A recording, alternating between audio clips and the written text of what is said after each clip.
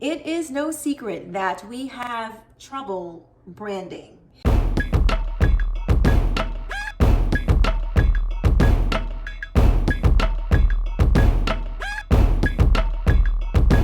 Hence, Mitch. And this guy.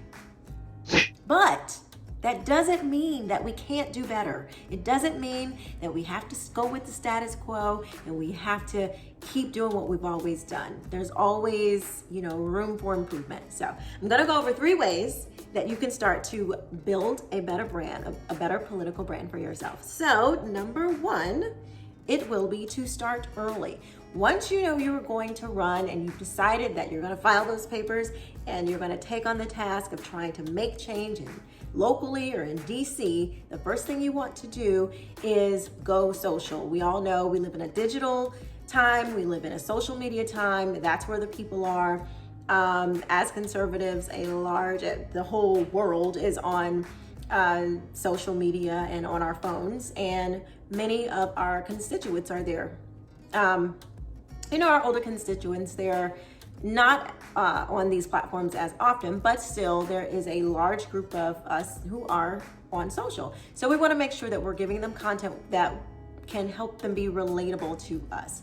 So you want to start early. You don't want to go in there and just start building, start talking to people like when your campaign is actually started, because that just comes off like pandering almost. You don't want to just begin to start having these conversations with people and engagement with people when you've never bothered to talk to them before. So if you even have an inkling that you may want to run, you want to start cultivating an audience. You want to start getting people to know who you are. Number 2, be authentic.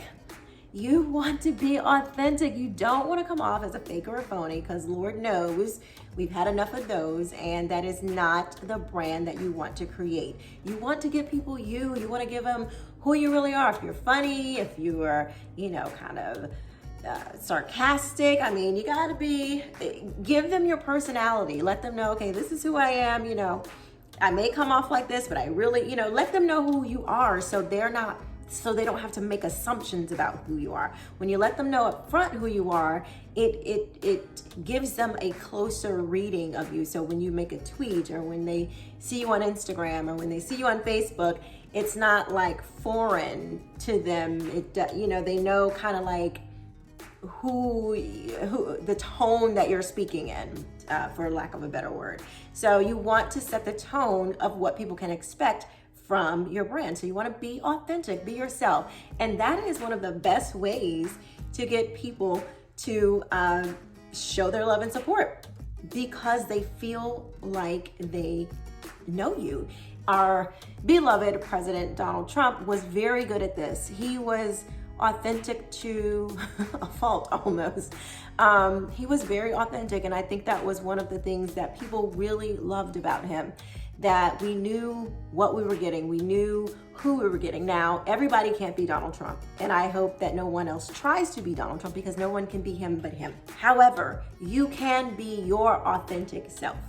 And I encourage all of you who are considering running for office to be your authentic self, especially online, and that should match who people meet when they see you in person. And last but not least, number 3, tell your story. When you're communicating in social media, when you are on Facebook or any of these platforms, you want to tell your story on the appropriate platform that you're using.